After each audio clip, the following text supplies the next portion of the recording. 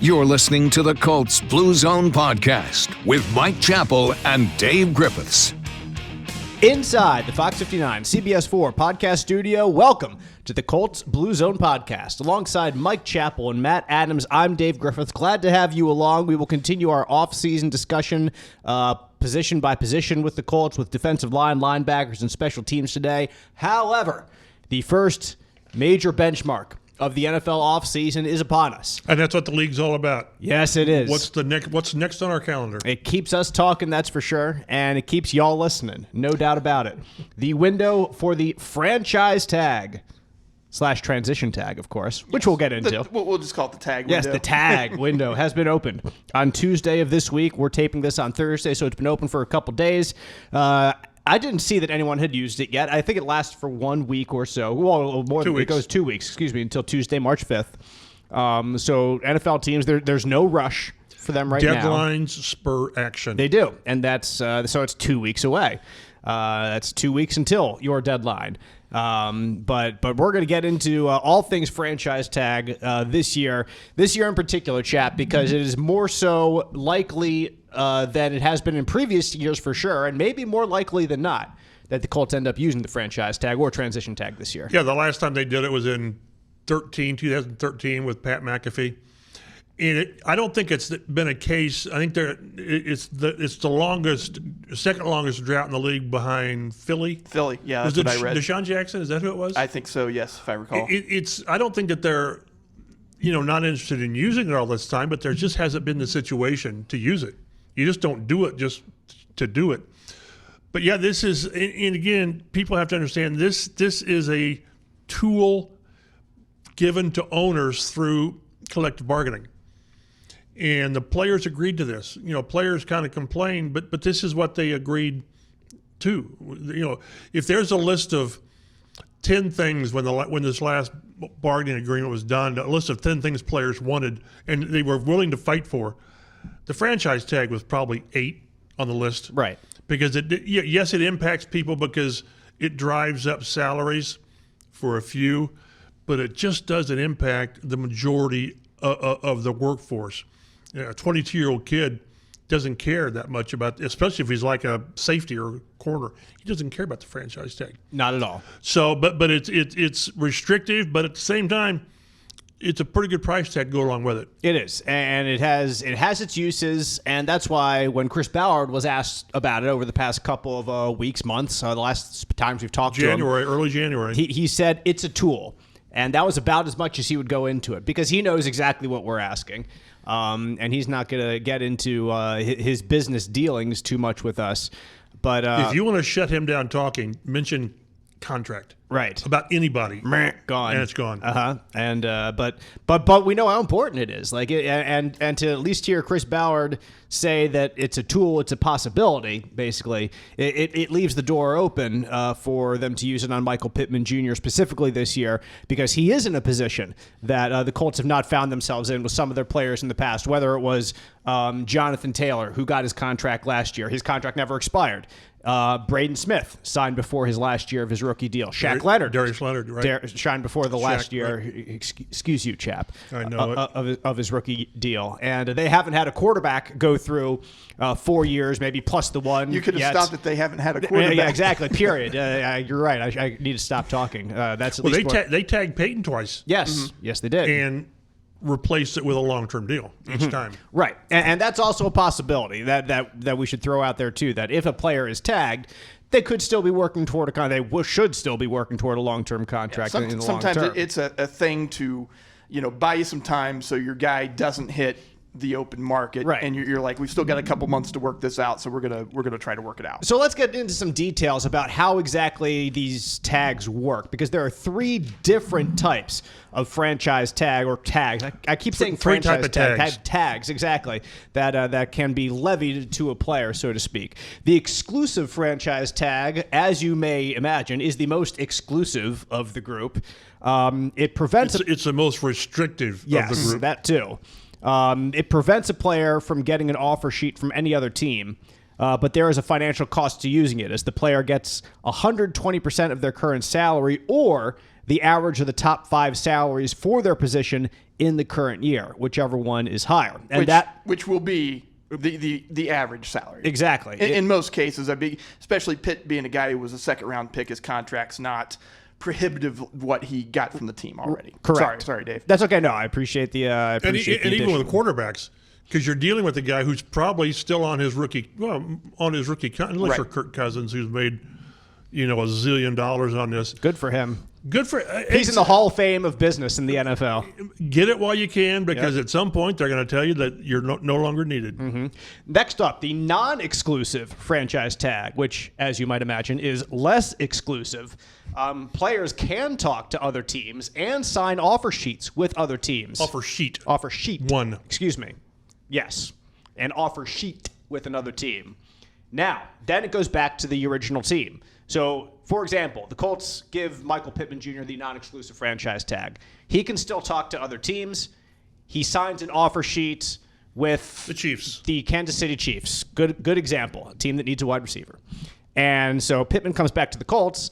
If the Colts match it, then they match it. And that's the contract that he gets with the Indianapolis Colts.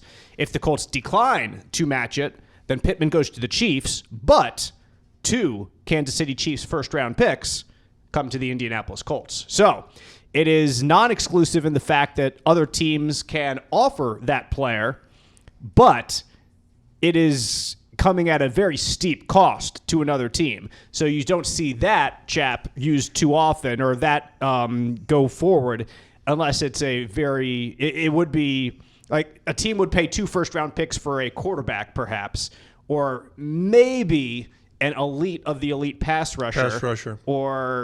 But other than that, you don't see too often a team willing to trade 2 first-round picks plus pay a premium contract for a guy at the same time. And also, remember, all first-round picks aren't equal. Let's say the Chiefs send you a couple first-round picks. Well, this year it's 32, and next year it's going to be bottom third, as opposed to the bottom quartile. The bottom quartile, which we haven't used that in a while. We haven't. I snuck it in. So it does matter. And again, it's like you said, it's hard for me to believe that a team would be willing to do all this jumping through hoops unless they were willing to give up 2 first-round picks. Right.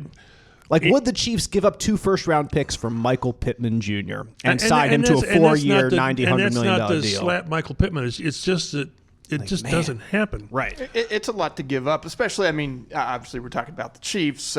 Super Bowl, won a couple of them in a row, but that is an awfully steep price to pay, even for that franchise, because you want that as trade capital or even just to add pieces to your team. Right, and that gets into how they want to build their team, right. And clearly they're doing good things building their team. They let Tyreek Hill go. Exactly, which is still stunning that they did that and they were still back where they were. And of course, Travis Kelce has a big part of that, and Patrick Mahomes is a bigger part of that.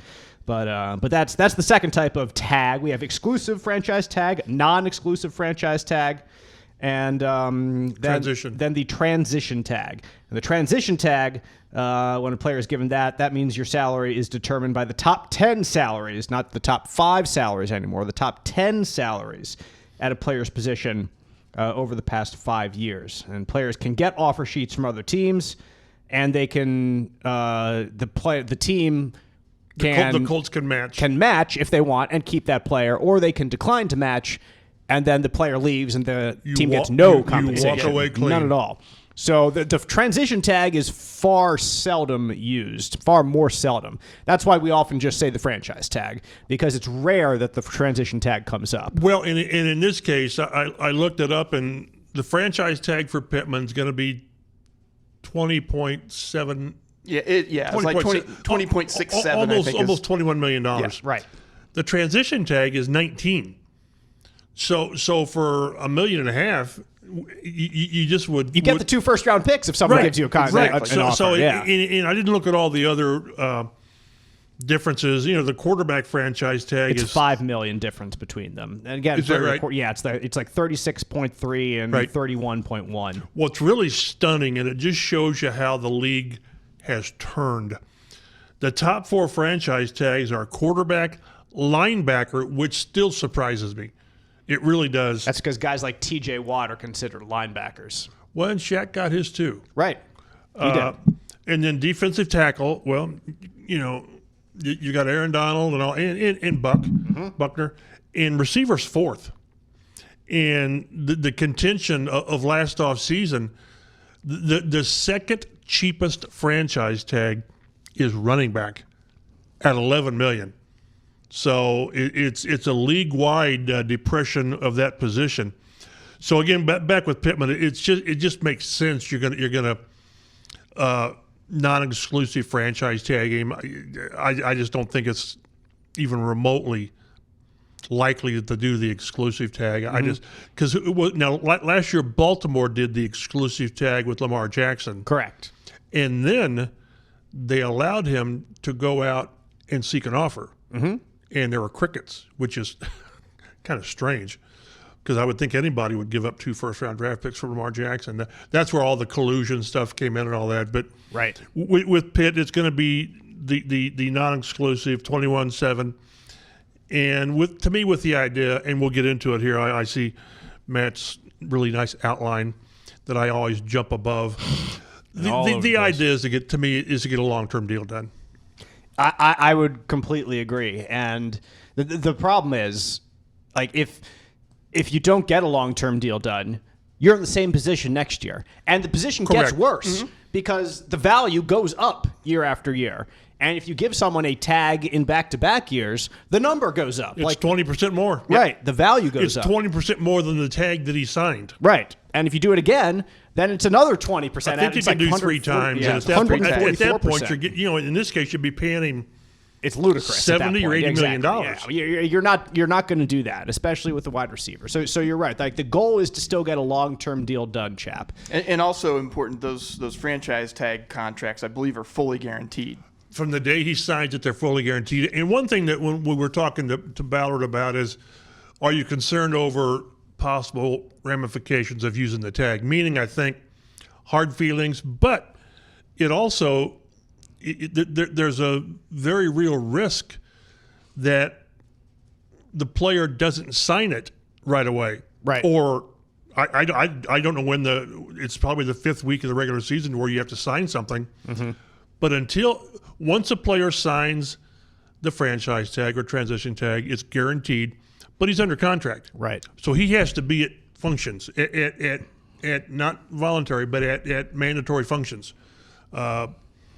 Voluntary, mandatory minicamp, rather, like in June, for example. In training camp. And training camp. Yes. If it's not signed, he doesn't. Didn't we have that last year with Saquon Barkley and Josh Jacobs, where they ended up signing 1-year deals. 1-year deals that were a shade more than the franchise tag. Correct. But they didn't go through any of the offseason work. Right. And most of training camp, if not all of training camp.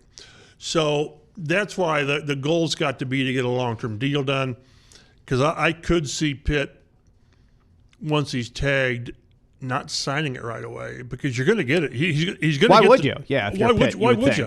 Yeah, the only thing you're scared of is being injured in the offseason, and so you sign the deal and you get that guaranteed money. But that's not a fear that you live with, and like that's not what drives your decision making. The number of players, there are players, and we've had it here who've had injuries during the offseason workouts, hamstrings, whatever. You can tear an ACL doing shoulders. Yeah, I mean, but that can't be what drives your decisions. It's more based on a player's only real leverage is withholding services.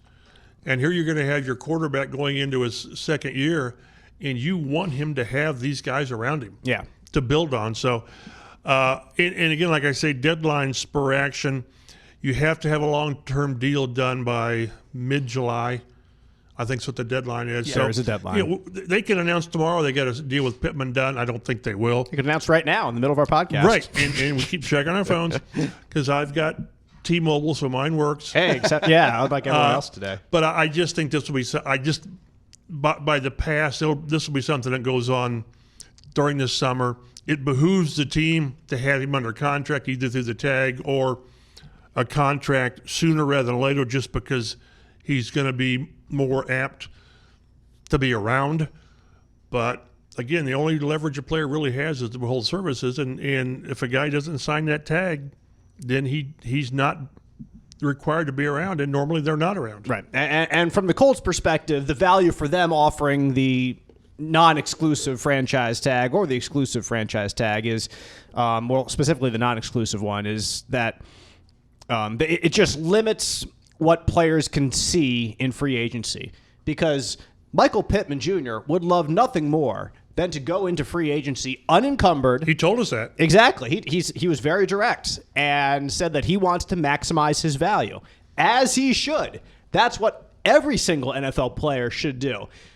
You love loyalty to a fan base or to a team, but like you see how the business of the NFL works, and the Colts cut Shaq Leonard. Exactly. Like just look at that. If nothing else, there was a reason for it, but they cut him. A guy who is a pillar of the franchise on the building, on a Hall of Fame tract. Yes, he was cut unceremoniously, unmercilessly. Yes, it was the right thing to do. 100%. But they cut him. They did. So it behooves players, Michael Pittman Jr. included, to go out and maximize their value. All that being said, when he goes out under the non-exclusive tag, he's not going to get the offers that he would get if he was unencumbered. Because teams are not going to do all that with the idea of getting up 2 first-round picks. Right. It's just not going to happen. That's why, he's got the ability to talk with 31 teams. He does. But are they going to give him what they're probably going to tell him is, yeah, boy, you're worth $28 million. Right. You just are. Hey, man. Well, are you going to offer that? Well, no, we can't go that much. So I don't know that he's going to get a real firm read on his market value. The market value is look around the league at what receivers are getting. Again, the top 13 are getting an average of $20 million a year. And I went back and looked, and maybe these are probably the floor, the floor of what he's looking at. Christian Kirk, 2022, 4 years, $72 million, $37 million guaranteed. Terry McLaurin, who I think is he a notch above Pitt? I would think so. If you had the chance to take, because he's been a Pro Bowl receiver, right? McLaurin. In 2022, 3 years, $68 million, $53 million guaranteed. And then last year, A.J. Brown, who I would take tomorrow. I just would. Yeah. Stamp him, send him over. 4 years, $100 million with $57 million guaranteed. I think the big number with Pitt is going to be the guaranteed number. Right. I do, because we can play around with averages and all this stuff, but I just think that that the floor is going to be $23 million. I just do. Yeah. And we'll see where it's. And also, I was asked this the other day: are teams allowed to talk to their players? Yeah, players under contract. He's under contract until March 13th, I think it is. Correct. They can sign any of these pending free agents: Kenny Moore, Grover, Minshew, whomever. Mm-hmm. So, in my mind, Chris Ballard and his guys, they know. In my mind, they've got a very good feeling on. We can get this done. We've had decent talks. It's not like the Jonathan Taylor things. I think they know that we've got a chance to get this thing done, or it ain't going to work because Pittman wants $28 million or whatever. So I think they've got a very good idea that they're at least in the ballpark, or there's very little chance of a long-term deal. In terms of average annual value of the contract, and that matters, I think you're right that guaranteed money means more. But if you're looking at average annual value, the spot rack evaluation for Michael Pittman Jr. was 4 years, $90.8 million contract, which is $22.7 million per year, which I would run to him with and take it immediately. Does it have the guaranteed money? No, it didn't say anything guaranteed. So if you can work out a guaranteed value in a 4-year, $90.8 million deal with Michael Pittman Jr., I think you do it yesterday, and not a moment later than that. But in terms of average annual value, like that would set him about 12th, 13th in the NFL now, which is right around Terry McLaurin, which would be like the same amount as Terry McLaurin, basically year-to-year value. DJ Moore is about $20.6 million, who just kind of got that deal last year with his transition over from the Panthers to the Bears.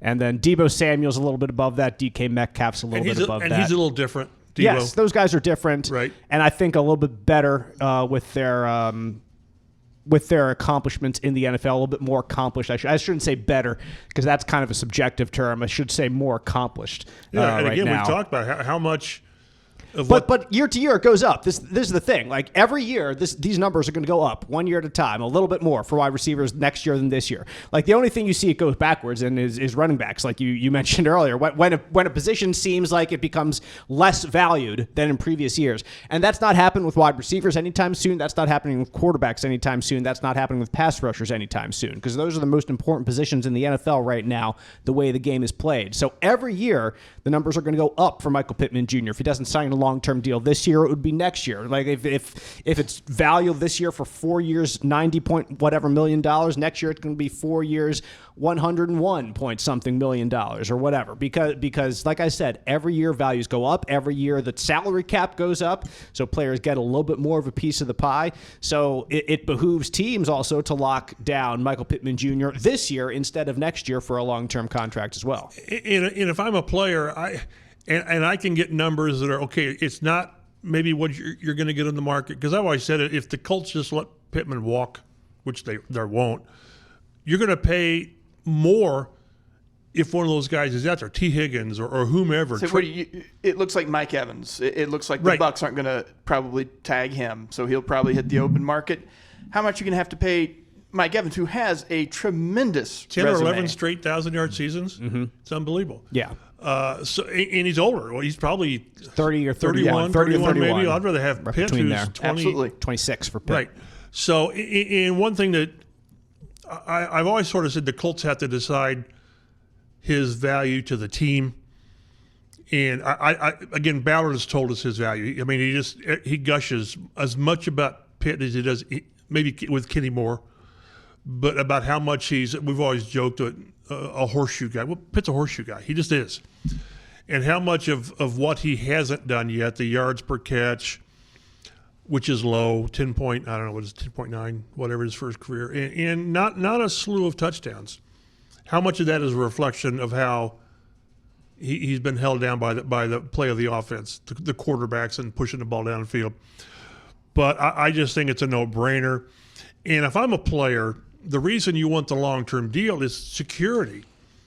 Say he just plays on the tag this year, well, then he's again betting on himself, because he will have an offer from the Colts. There will be an offer of 4 years. Let's say they lowball him, in air quotes, 4 years, $80 million. That would probably be by market value lowballing. But if a player bets on himself, he's betting on staying healthy. And good luck with that. I mean, Pitt's been very, very, available. But if I'm a player, give me my long-term deal. Give me something that's reasonable, whatever reasonable is, as a guaranteed signing bonus, and then we move on. 1 year deals, if I'm a player, they scare me. Although again, $20.7 million is pretty good. Right, it's not too bad. Pretty good security, and that's what Pittman said too. Like he gave us he was willing enough to be open enough to say, hey, playing against 21 million is that bad. He's as savvy as anyone we've been around. Right, I think so too. And so he's been an enjoyable interview every time that he's. I hope he sticks around just because he's a great guy in the locker room. Right? Yeah. Remember he had that where he said something stupid about maybe I'm not part of the offense. Was it what game was it? It wasn't the Rams game. Was it the Browns game? The Saints, maybe? Whatever. He had like 3 targets or whatever. And then 2 days later, he knew that it sounded wrong because it was wrong. Yeah. And then he stood there and he owned it. He didn't say, well, you guys misquoted. No, he said, and he stood. That's what you want, accountability. He's a great kid. He's just exactly what you want in a receiver, the size. What is he, 6'4"? Yes. 230, whatever he is, 225. And he's a good kid as well, and he's been healthy. Yes, you want more. You want more of a deep turn. I think that's important. Like, you feel like there's untapped potential still in him, which is like to be able to push the ball down the field more. And that's what you want. And when you're signing guys, is he's been this, but we think he can be this more. And that's what Kenny Moore was to the Colts when they signed him as a slot corner. They overpaid for him from what they had seen so far, but then Kenny went and outperformed that contract, which is why he's going to be up for another deal this offseason. And that's he's why get a going good into one. last year, they had issues with him. Right. Because he outplayed the contract, but they overpaid him at the start of the contract. Right. So it evens out, although players, and I understand it, don't look at it that way. Correct. So players can opt to just not sign the franchise tag or whatever the tag. Le'Veon Bell policy. Very famously, That always works not at all. it never works. Really exactly. worked out well. What was Unfortunately, it Jim Irsay said? If I die tomorrow, if Jonathan Taylor's not in the league goes on. Yep. That's a cold-hearted way of saying it, but it's true. It's kind of true at the same time. Yeah, Le'Veon Bell was one of the best running backs in the league, and that was back at the time when I was still playing fantasy football. Like, I wanted to draft him every stinking year because he would catch 7 passes a game, and he would run for 80 to 100 yards and score 1 or 2 touchdowns. It was like clockwork. Like, those three, the killer bees in Pittsburgh with Bell, Ben Roethlisberger, and Antonio Brown, like that was a runaway freight train when they were all at their best. And Bell... That's self-destructed, Yes. Except for Big Ben. Yes. The other two parts just destroyed themselves. At the height of their power, Bell tried to fight for more than he could get. And that's the problem. Like these players got to know his limitations. Exactly. And when you are the worker and not the owner, like there is a built-in limit. And you can say that his value was, like, you could make the argument, and he made the argument that his value was greater than they were willing to pay him. But that was, but you have, like you said, you have to know how hard you can push. And he tried to push too hard. And I'm not trying to imply here that Michael Pittman Jr. would do that. I'm just kind of looking back at one example from the past when a player did something that was kind of abnormal. Well, he's kind of the league's greatest cautionary tale Right. on how to deal with these tags. Right. And it was close last year with Saquon Barkley and Josh Jacobs. Like they were not happy being tagged. And of course, Jonathan Taylor was kind of thrown into that mix because he's a running back looking for a deal that was more befitting of his talents. Because he still had a year to go. Yes, very much different. I would agree. But then Barkley and Jacobs wound up signing anyway. And didn't they sign only 1-year deals? Exactly. So now they're kind of back in a similar situation. So they're back in the same place. Exactly. And now there's talk they may be on the market this year. Yep. In large part because they are running backs. I think the only player that played under the tag last year was Tony Pollard. Let's see here. Yeah, Tony Dallas. Pollard. The other players, let's see, Darren Payne from the Commanders got a deal. Evan Ingram was Evan Ingram was under the tag. Well, did he get a deal? Yeah, I think he got a deal. I think he reset the market for tight ends. yeah. And Lamar Jackson, Right, and then Lamar Jackson got his deal, Mm-hmm. and then Barkley Saquon and Jacobs. They got Those are their the 6 1-year deals that were just a little bit more than what a the tag smidgen would have more. been. Yeah. So last year 6 players got a franchise tag, and they were non-exclusive except for Lamar Jackson. I think Lamar was not exclusive because teams had to give up the 2 draft picks. Yeah, you're right. Excuse me. I'm sorry. You're right. So that was 6 players last year. There were 8 players 2 years ago in 2022 that got franchise tagged. The famous among them, let's see, Chris Godwin got it. Devontae Adams, a couple wide receivers in there got it. Jaguars offensive tackle Cam Robinson got it for the second time that year, a couple years ago. So that's about the number that you're probably looking at between 6 and 10 players likely around the NFL to get franchise tags. Some other likely names besides Michael Pittman Jr. include T. Higgins for the Bengals, possible. Let's see, Josh Allen for the Jaguars. No, not that Josh Allen, the other Josh Allen. Exactly. I say Josh Allen, I'm like, what hell? The Josh Allen that sacks Josh Allen. Exactly. Panthers linebacker Brian Burns, possible. Bears cornerback Jalen Johnson, excuse me. Ravens linebacker Patrick Queen, Chiefs cornerback L'Jarius Sneed. Like those are all possibilities. There's plenty more in there as well. The Buccaneers have some choices. I mean, they could go with Mike Evans. They could go with their linebacker Devin White. They've got their safety Antoine Winfield. They've got quarterback, for crying out loud, Baker Mayfield Jr. maybe the most likely, but they have a slew of decisions to make in Tampa Bay this offseason about whether someone's going to get tagged or get a contract or whatnot. That team could look far different next year than it did this year. But and again, you only get one, which wasn't as far as the tags go. Which a few years ago you could put a transition tag on a player and a franchise tag on a player. That was excised, I think, after 2020. So you get one guy to put a tag on. And, generally that started with the idea to keep your quarterback. Right. Your guy, Marino, Manning, Brady, whatever. And now these teams have said, oh, no, wait, we can use this on a kicker, and it costs us $5 million. Or a receiver, because a lot of times you take care of your quarterback because that's simply what you do. Right. And then that tag gives you the chance to really try to lock up your maybe your number 2 player, and that's players hate it, but that's like Ballard said, it's a tool. It's always interesting to see how NFL teams use the tools that are at their disposal, which brings me to a little history lesson here on the Colts Blue Zone podcast that I wanted to deliver. You did some homework? I did a little bit of homework, yes. So I'm glad somebody did this week, because I sure didn't. Chap probably is aware of this, maybe, but maybe even ancillarily. Matt could be as well. But I wanted to get into the poison pill history of the NFL's transition tag. I know where that came from. Yes. Go ahead. Yes. So anyway, the poison pill of the franchise tag originally came back in 1996. This is like one example how transition tags are not used as much anymore because they had to change some rules with it a couple in the last collective bargaining agreement. But anyway, in 1996, Giants running back Rodney Hampton was given the transition tag, and the 49ers intended to sign him, perhaps. And they were going to get him to sign an offer sheet that said Hampton would be on the field for 70% of the offensive plays over the next 2 seasons. They were going to put that in their deal that then the Giants would have to match. And the Giants wouldn't have wanted to match that because they had just drafted Tyrone Wheatley, and they wanted to give him more carries. So that was one thing that was perhaps going to be planned. And then actually what strangely enough happened was they didn't give him that in their offer sheet, and because they thought that the NFL would reject it, that it wouldn't be approved. Little did they know, a couple more years down the line, when Steve Hutchinson, a Seattle Seahawks guard, was given the transition tag, the Minnesota Vikings offered him a contract. Their contract, the Minnesota Vikings offered the transition tagged Hutchinson, was for $49 million over 7 years.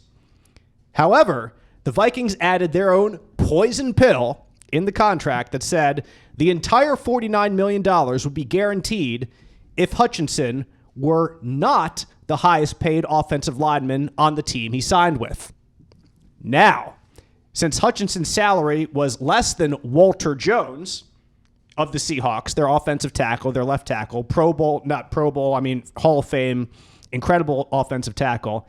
His contract for the Seahawks would have had to be fully guaranteed, $49 million. But the Minnesota Vikings didn't have any such offensive linemen on their roster at the time.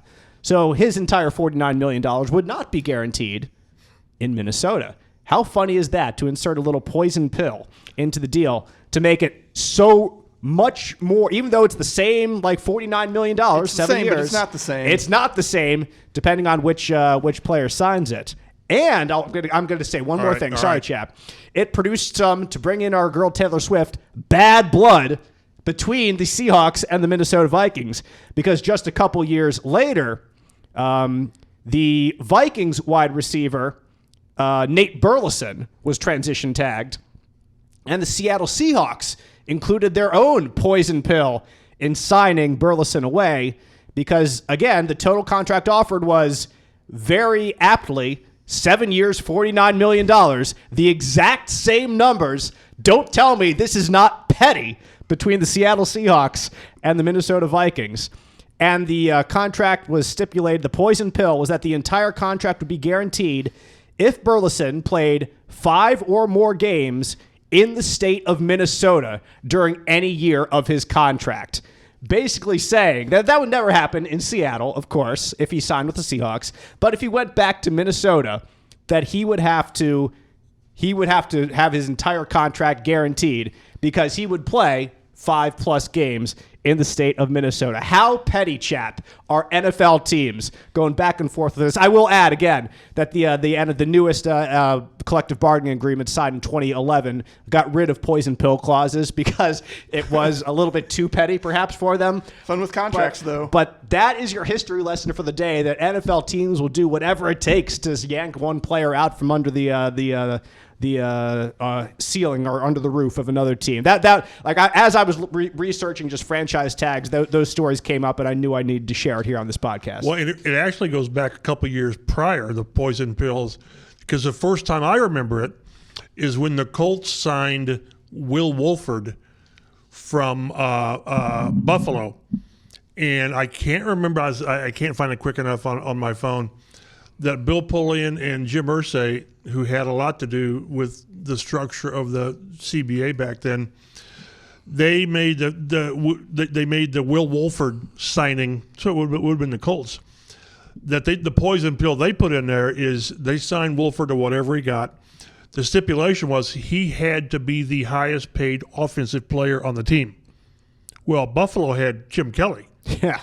So it was something that the Bills simply could not do. So it went back even a couple years further to where okay, in the Colts structure he came in 93. Okay. I can't think who their highest paid player would have been. Offensive player. Shoot, yeah, I don't know. I mean, that's post Dickerson. It's post probably Jeff George. So yeah, that's what there you do, go. And you find ways to where, and that's kind of what teams do with these offer sheets. I mean, there's got to be within the poison pills you can't put in there, but you can make it so onerous financially. You can front load it. Mm-hmm. You can front load an offer sheet to where in 2024 this guy's going to cost you $50 million. And some teams might want to backload their own contract. Right. Like they might not be in that freedom to do it now, but they transition somebody, and then this other team, well, we have cap space right now. So we'll make it to where you simply cannot do it. Right. So, but no, it's you do what you can, and rules are there for a reason. But we always say the salary cap, it's sort of like a guideline of what you can do.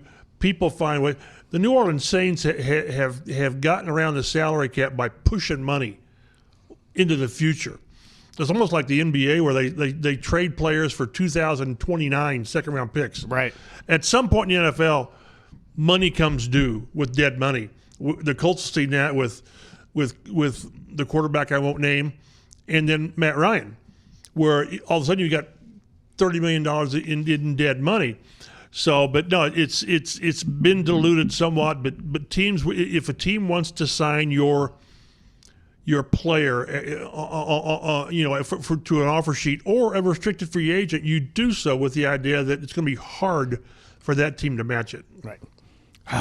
What a fun discussion. Poison pills. I hadn't heard that description for a while. Yes. I just remembered I just had remembered that the transition tag had gone through some evolutions. Right. I had forgotten exactly why, and that is just great stuff. I love it. Like just creative economics. Yes, exactly. And the back and forth. And how can we screw you? Exactly. 100%. And how can we get back at you for screwing us as well? So that's teams have long memories. Oh yes, they're not forgetting anytime soon. So that's I think that's a good wrap on the franchise tag, transition tag, all that stuff. Like we said, 2 weeks time period for teams to make that decision, and really it's just a starting point if you're trying to sign someone to a long-term deal, and which the Colts most assuredly, you would think, will be with Michael Pittman Jr. We're going to talk to Ballard and Steichen next Wednesday at the Combine. Right.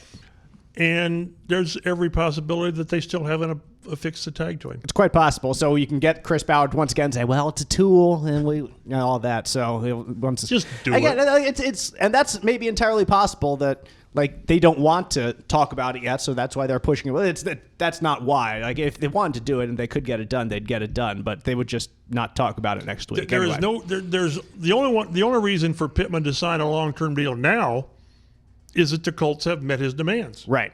Or close to it. Right. And in all these negotiations, there's little reason for the Colts to put their best offer out there now. Right. Because you don't have to. And I get the sense that Pitt would probably have very high standards right now because he still wants to go out and hear what other teams will have to say, even if there's a 2 first-round pick even if the Colts say, hey, we're willing to pay you this, and he says, Yeah, hold that on the table. That's not too bad. Right. But let me go see what I can get. Like he just strikes me as the guy who wants to do that. He told us that. He said, exactly. I owe it to myself to do due diligence to find out what's the best fit for me. Yeah. Now, whether he's talking money or whether he's talking offense, I think a great fit would be Kansas City. Right. But boy, they're going to lose perhaps the best defensive tackle in the league if they don't pony up to him. So the best fit, it just depends on what I still remember when Marvin Harrison was on Syracuse. You're supposed to say Syracuse. I was waiting. Okay. Go Orange. Was going into his to a new contract, and I said, Marvin, this was in the mid 2000s or early 2000s. I said, would you really want to go somewhere else? You got Peyton, and he said, his football's brown everywhere. True, but I'd much rather have Peyton throwing it than LaMarcus Russell. Right. So be careful what you wish for. Yes. Whenever players, and we get them all the time when the Colts sign free agents and they come here and why'd you sign here? Well, it's such a good team. Just one guy said it last year. I can't think of who it was. Where the money? Best offer. Maybe an Ekubon. It might have been. And just say that. The kicker Gay may have said the same thing. It's money driven. Money talks. Mm-hmm. It does. So we'll see. But it doesn't make much sense for either side to get something done early because you're still in negotiating mode. Well, speaking of Samson Ebukam and Matt Gay, we are discussing the Colts defensive line and special teams this week, along with the linebackers, too, as we transition into the next part of our Colts Blue Zone podcast. We'll start with the defensive line with 12 players on the roster right now. Adetomiwa Adebare, for a rookie last year. We'll go in alphabetical order here. We have them listed. Taven Bryan, DeForest Buckner, Eric Johnson, Grover Stewart, Jannard Avery, Samson Ebukam, Isaiah Land, Tyquan Lewis, Jake Martin, Dayo Odangbo, and Kwity Paye. Those are your 12 defensive linemen on the Colts roster right now. Now, there were some impressive numbers put up by the Colts defensive line last year.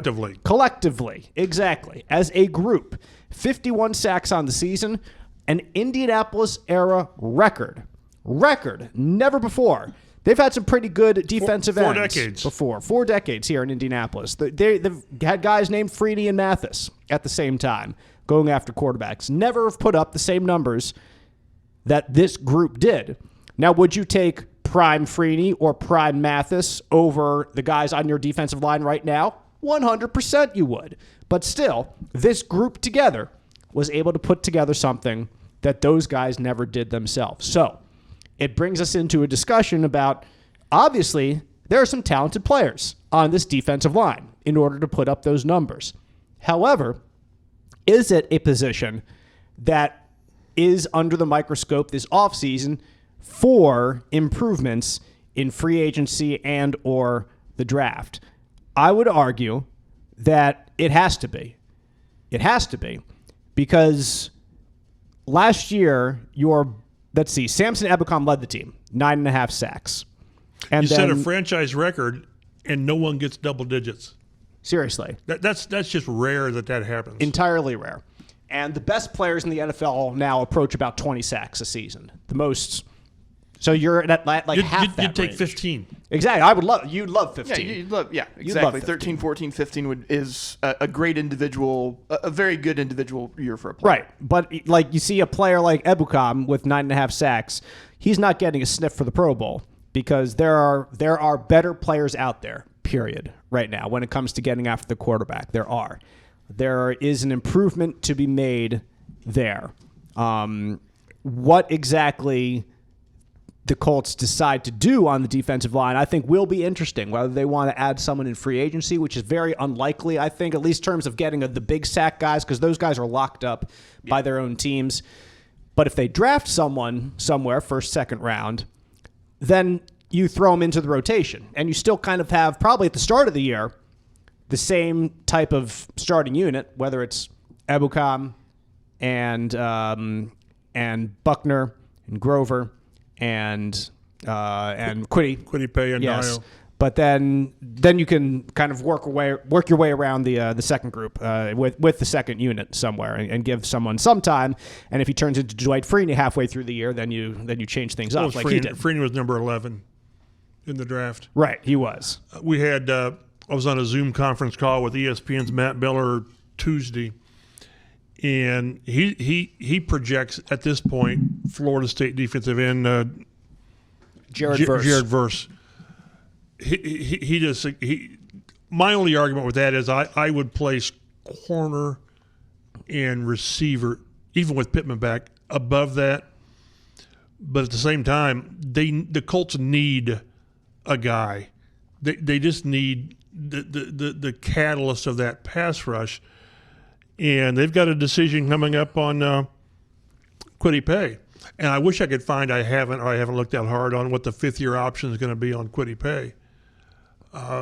They've invested draft capital in the pass rush. It would be about $20 million, I think. Well, and are you okay with that? Right, for one more year. That's what the cost is. Right. But he was a first-round pick. Dyer was a second-round pick. And then they flamed out on Basham and who's the other guy? I just blanked him. A mid-round pick who just didn't work out. And so do you take the first-round pick there? I don't know. But they need to find the guy. And keep in mind, all of these guys, when I said collectively, they all had their best season, which again is rare. I mean, the top 5 or 6 guys had their best season stat-wise. I mean, that wasn't Buck's career best. Buckner did it, yeah. But the edge guys. He still had 8 sacks, which is pretty good for Buckner. Well, in the interior. We penciled in 8 sacks for him. Yeah, exactly. And one thing to keep in mind is I saw someone else wrote about this, or at least mentioned it. Maybe they extend DeForest Buckner this year. He's got a year to go. Yep. He's only like 30. I'd be okay with extending Buck 3 or 4 more years, and he's shown zero signs of slowing down. You're right. And when you talk about horseshoe guys, he's as irreplaceable, I guess, as almost anybody. Well, certainly on defense. Mm-hmm. So, but I like the group. I just collectively is great. I would just maybe it's because I got so used to Freeney and Mathis just doing what they did. Right. And I would prefer to have that one guy to be the guy that he's going to get you X number, as opposed to this collection of really good players. Matt, I think what's interesting about this group is there are a lot of free agents. I mean, Taven Bryan, free agent, Grover Stewart, Jannard Avery, Tyquan Lewis, Jake Martin, all of those guys who played some role on the team last year are free agents this year. So there are a good amount of decisions that Chris Ballard has to make, and a good amount of opportunity to either bring in free agents or draft capital to fill in spots. Yeah, and I mean, it's no secret what the Colts are going to do. They're going to probably, whether or not they get somebody at the top of the draft, they're definitely going to draft some depth in here, and they're going to find some undrafted free agent rookies as well to add into this mix. And so some of these other guys, your Jannard Averys and your Jake Martins, I don't necessarily think the team's going to place a high priority on, but it is going to be like you're going to bring Grover back. I think it would be good if they did. But they do have some decisions. I'd bring Tyquan Lewis back because I don't think Tyquan's going to cost you an arm and a leg. And I don't know that Grover will. I think Grover will get a good contract, not to where you say, man, we can't do that because we saw what the run numbers were without him when he missed 6 games with the suspension. God, was it 4.5? It wasn't 5, I don't think, per attempt. And he's just that type of a player. So again, the question is going to be, and it's funny because when we were talking to Ballard in the offseason, I think they said they made the decision. We talked to Gus Bradley about it. They made the decision to go to more with this collective effort as opposed to really going out and spending to bring in that guy, whoever it would have been in the market last year. So I don't think they're going to go into the Josh Allen sweepstakes because they like what they're doing. I don't know what's the ceiling on these? How much more of a ceiling is there on Ekuban or Kwity? This might be who Kwity is. Mm-hmm. He might be 8 or 9 sacks, right. which is fine, but then who's going to get you the 12 or 13? Who's your closer? All the good defenses, it feels like, have a closer that can just. And how many times did we see that when it came time to close the game, they didn't get the pressure? Yep. Matthew Stafford, when he's just playing perfect pitch and example. catch. Yep. Pitch and catch when they had to get it, and there was too many occasions like that. The Browns driving down the field. Oh, my goodness. Pressure. Yep, just need a little pressure. I think there are some interesting decisions to be made, like I said, on this line. Like one thing I want to see, I'm intrigued by Isaiah Land because he had a spot on the roster all last year, and I don't know how many games he was active, but it wasn't many. Like, I know he had some activity, but the Colts clearly value his development. He's a guy that was cut by the Dallas Cowboys in the final round of cuts last preseason with their intention to sign him, the Cowboys, to their practice squad. He had a really good preseason.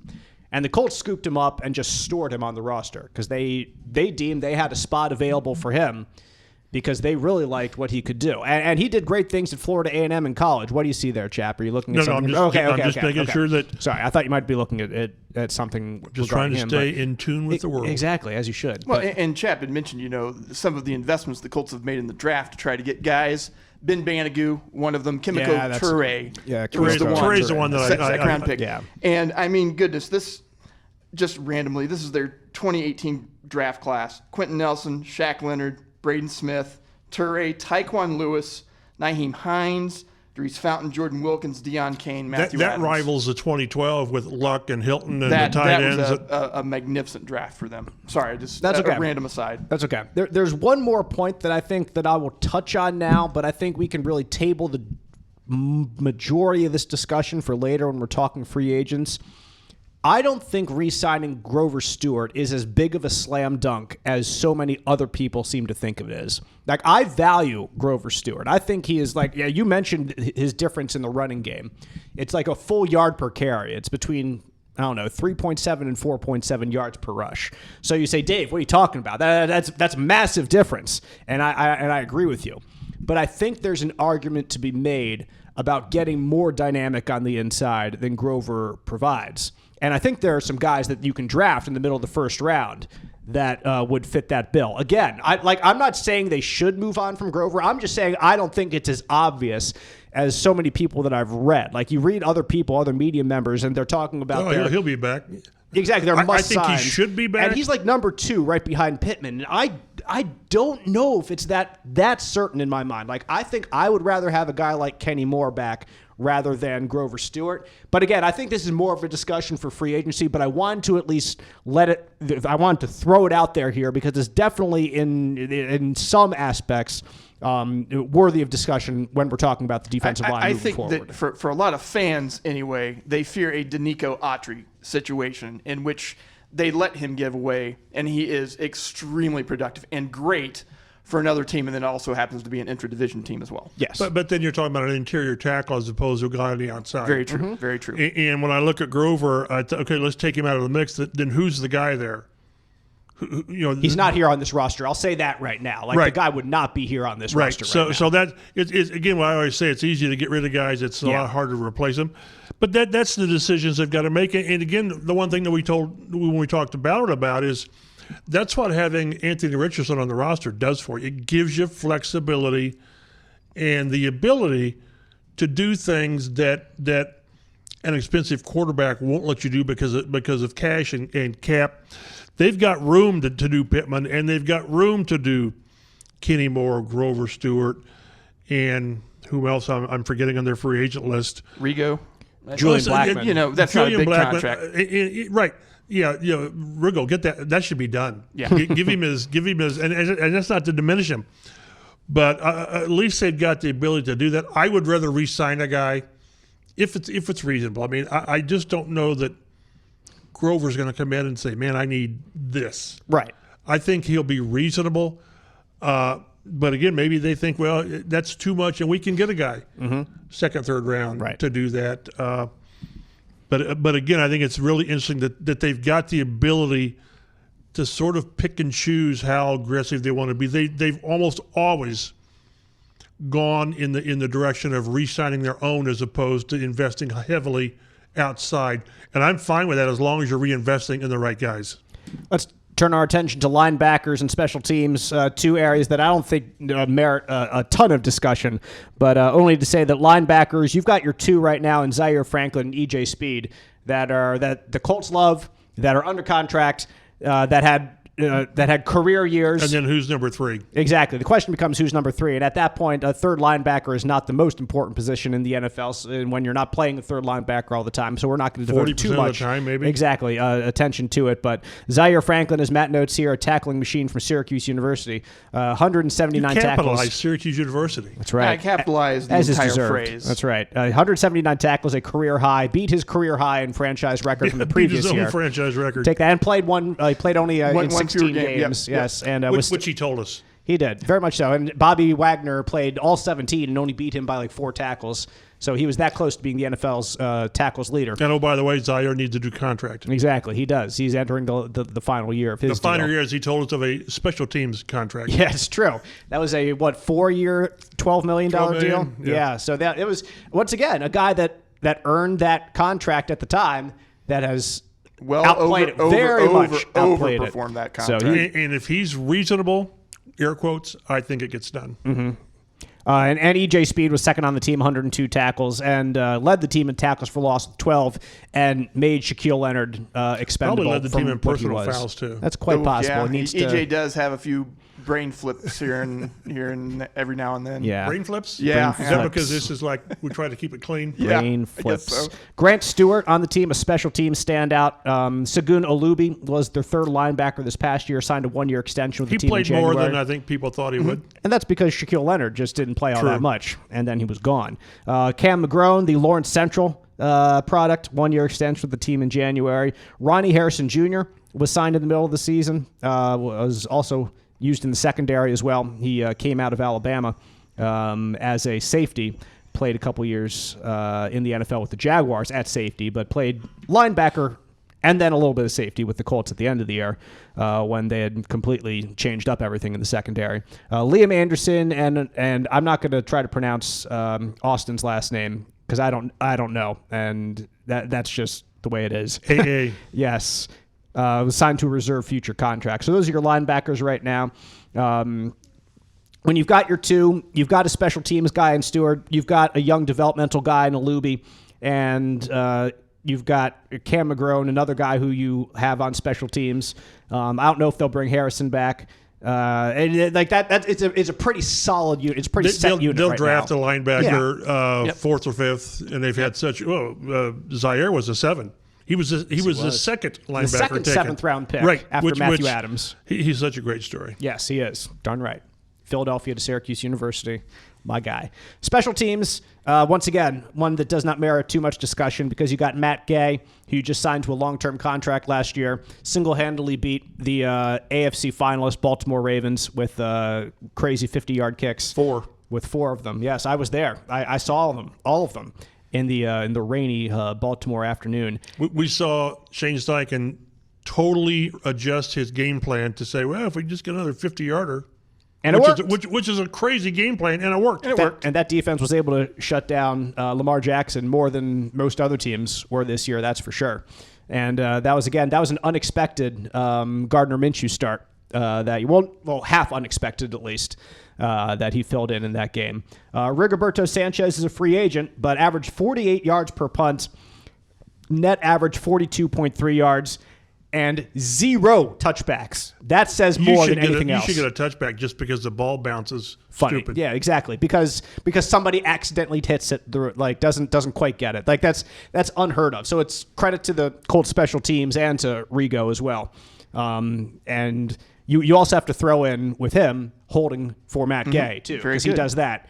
And you don't want to throw a fly in an ointment when it is completely unnecessary to do so with your one of the highest paid kickers in the NFL that you just signed him to be the consistent guy back there. And then you say, oh yeah, you have to break in this new holder as well. It makes no sense to not sign Rigoberto Sanchez to a deal. He might be my number 2 if you turn you could argue it in terms of most important free agents. I take him off the board. It's going to cost you $3 million a year. Right.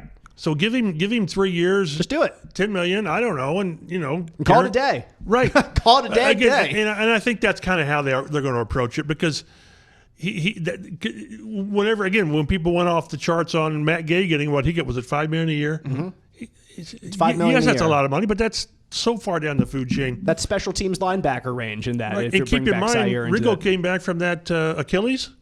Yes, at the start of last year. I thought he had a great year. And He had a little bit of a slow start, and then he just No started kidding, because picking of the it up Achilles. after that, man. He was killing it after that. Long snapper Luke Rhodes, an All-Pro back in 2021 as well. Once again, he's under contract, no deals, no decisions with him. Nothing you have to do there. And it's nice to have places that you don't have much to do. I really think that linebacker and special teams are two of those, very much in stark contrast to the defensive line, where I do think there will be some decisions to be made. Even if, it's very possible they bring back the same starting four as last year. Entirely possible. Like I said, I wouldn't be surprised if they change some things up, but at the same time, I think the backups will be markedly different, because Taven Bryan ain't coming back. He didn't do all that much. But those guys all came in during the offseason anyway. Those are the guys that, for the most part, you find. Right. Brian and Jake Martin and people like that. was one of them guys, and then he earned that starting they job. paid for him. Exactly. They They did. did. The other guys, they really didn't. So They're just kind of taking a flyer off those other guys. But you need 8, 9, if you're lucky, guys who can not just take snaps but play. And they've had last year, we saw that more than any, that these guys were all contributors. Mm-hmm. So that's our rundown of those three positions. The NFL Combine comes to Indianapolis next week. The entire league descending upon the Circle City in the place where it only makes sense to hold the NFL Combine. Since 1987. Since 1987. Chap remembers all of them. I've been there for all of them. Yes, he has. And it is quite the madhouse. We look forward to the experience. And you can follow Chap online on fox59.com, cbs4indy.com from some of his content from those days. Certainly plenty to talk about. And the Colts have a first-round pick, at least for now, until Chris Ballard trades it for 27 second-round picks over the next 27 years. But You think he will? Not for 20. You think he trades down? yes. If I had to bet, if you say yes or no, my answer is yes. Because he does. Exactly. He probably averages 2 or 3 trade downs every year. Exactly. Why didn't they last year? It's kind Because of they like had a picking quarterback against they Patrick needed. Mahomes in the Super Bowl. Exactly. It's just one of those. It's inevitable, right? Will Patrick Mahomes win the Super Bowl? Yes or no? You say yes. Well, will Chris Ballard trade his first-round pick? Yes or no? Yeah, If it's yes or no, yeah. Because Exactly. He has to absolutely love capital LOVE a player in order to stick there at 15. And yes, I completely agree. So we'll see what happens there. We'll see. If you're a Colts fan, I'll throw this out there right now. We can get into it more next week. But you're rooting for quarterbacks to blow it out of the water next week at the Combine. Matt Miller's got 5 going in the top 13. Oh, that would be a Colts dream, Colts fan's dream. Get them up there, move them up the boards. Heck, get them around the 15 range if somebody wants to trade with the Colts. He had 2 guys going, Bo Nix and Penix or McCarthy. McCarthy. God, I've seen him play. I know. Going like 13 or 12 and 13. Okay. And there are a lot of that may depend on Justin Fields. Where does he go? And how do teams deal with that? But when desperation drives the draft, it certainly drives quarterbacks in the draft. Very intriguing week at the Lucas Oil Stadium, the convention and most center. of those GMs and coaches will simply lie. Oh, all of them will lie. Every single one of them, including the ones we have here. That's right. That's standard operating procedure. So no one should be surprised when they lie to you. No, or no, when they don't tell you the truth. Let's put it that way. There you go. When they obscure the truth, obfuscate. Perhaps the truth, if I'm putting your Ball State education to the test over there. I never use that word at Ball State. Yeah, okay. I don't use it too often myself either. I was just trying to throw a curveball at you. But anyway, we look forward to coming back next week and breaking down the all things NFL Combine. But for Matt and Mike, I'm Dave, and we'll see you next week on the Colts Blue Zone Podcast.